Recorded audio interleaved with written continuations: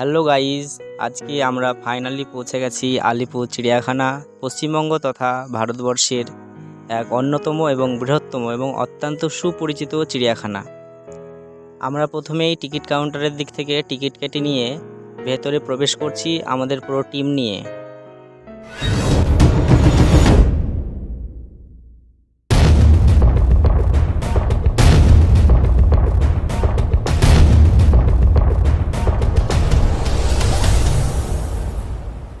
চিড়িয়াখানার ভেতরে প্রথমে প্রবেশ করেই আমরা একটা বিরাট বড় বোর্ড দেখতে পেলাম। এখানে পশ্চিমবঙ্গ তথা আমাদের বিভিন্ন রাজ্যের যে বিভিন্ন রকম উদ্ভিদ, সে উদ্ভিদের নাম এবং তাদের সম্পর্কে কিছু লেখা রয়েছে। তারপরে এই ভেতরের দিকে প্রবেশ করে আমরা প্রথমেই দেখতে পেলাম দুটো জেব্রা এবং দুটো স্বামী স্ত্রী। যেহেতু চিড়িয়াখানা, স্বামী স্ত্রী রাখাটাই স্বাভাবিক, কারণ সেক্ষেত্রে প্রজননের সুবিধা হবে। এর পরে আমরা আর কিছুটা সামনের দিকে এগিয়ে গিয়ে দেখতে পাচ্ছি একটা বিরাট বড় উট পাখি। তোমরা দেখতেই পাচ্ছ উট পাখিটি আমাদের দিকে এগিয়ে আসছে এবং মনে হচ্ছে উট পাখিটি খুব ক্ষুধার্ত। সে কাঁটা তারকে তাই খাদ্য হিসেবে গ্রহণ করার চেষ্টা করছে। যাই হোক, অত্যন্ত কাছ থেকে আমরা উট পাখিটি দেখে অত্যন্ত ভালো লাগছিল এবং একদম কাছাকাছি আমরা কাঁটাতারের এদিকে এবং উট পাখিটি ওদিকে রয়েছিল। মনে হচ্ছে যেন আমাদের সঙ্গে ফ্রেন্ডলি বা কথা বলার চেষ্টা করছে। যেহেতু গরমের সময়, তাই প্রতিটি প্রাণী খুবই ক্লান্ত রয়েছে। তোমরা দেখতে পাচ্ছ ভাল্লুকটি হাঁপাচ্ছে, মনে হচ্ছে যেন অসুস্থ হয়ে পড়েছে। যাই হোক, আমাদের টিম আমাদের সঙ্গে রয়েছে, সবাই খুব আনন্দ উপভোগ করছি এবং প্রাণীগুলোকে দেখছি।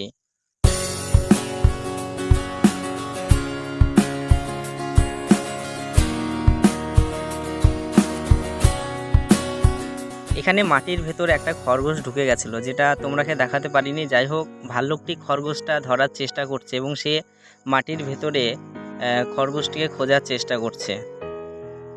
তারপরে এদিকে একটা দেখা যাচ্ছে উট পাখিরই প্রজাতি, কিন্তু এটা খুব কালারফুল এবং ইন্টারেস্টিং এবং এর মাথাতে একটা মনে হচ্ছে যেন শিংয়ের মতো কিছু রয়েছে। যাই হোক, এটাও খুব সুন্দর। উট পাখির পাটি তোমরা লক্ষ্য করতে পারো, দেখো পাটি কিন্তু খুব বড়, মানুষের থেকে ডবল বা দ্বিগুণ হবে পাটি। উট পাখিটা আমাদের দিকে চেয়ে আছে এবং কিছুটা অস্বস্তি ভোগ করছে এবং আমরা একে নিয়ে খুব, যাই হোক, হাসি ঠাট্টাও হয়েছিল।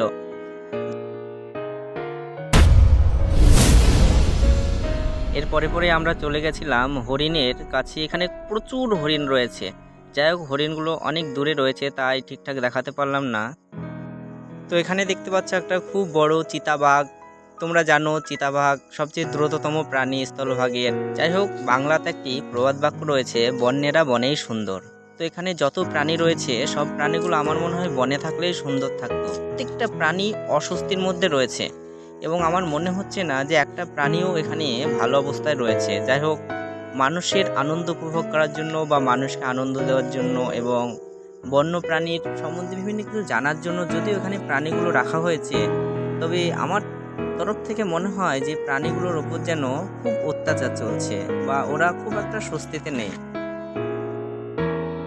এরপরে আমরা দেখতে পাচ্ছি শামকোল, যেটা যদিও আমাদের খুব একটা আকর্ষণ হয়নি, কারণ সচরাচর আমরা আমাদের গ্রাম অঞ্চলেও এগুলো দেখি। যাই হোক, এখানে যে শামকোলগুলো ছিল সেটা কিছুটা ভিন্ন রকম, কারণ শামকোলের এখানে যে প্রজাতিগুলো ছিল সেগুলো অত্যন্ত বড় প্রজাতি। এদিকে আমরা দেখতে পাচ্ছি কতগুলো কুমির, যারা জলের ওপর ডাঙাতে রেস্ট করছে, কারণ গরমের সময়। এবং তোমরা দেখতে পাচ্ছ নিচে যেখানে জল থাকার কথা, সেখানে জলটা পুরোটাই শুকিয়ে গেছে। তার জন্য ওরা কর্দমাক্ত জলে থাকতে অস্বস্তি বোধ করছে এবং সবাই ডাঙায় ছায়ার মধ্যে রেস্ট করছে।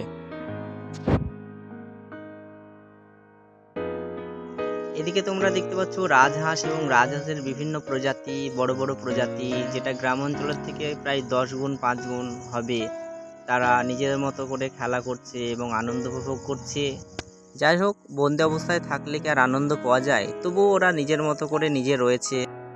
সবশেষে আমরা চলে গেছিলাম সরীসৃপ ভবন। এখানে বিভিন্ন প্রজাতির সাপ ছিল, তার মধ্যে সবচেয়ে ইন্টারেস্টিং এবং সবচেয়ে বৃহত্তম যে সাপটি ছিল সেটি হলো পাইথন সাপ। তোমরা দেখতে পাচ্ছ এখানে যে সাপটি রয়েছে সেটা লম্বাতে প্রায়, আমার আনুমানিক ধারণা, 20 ফুট এবং ওজন প্রায় 300 কেজি হবে।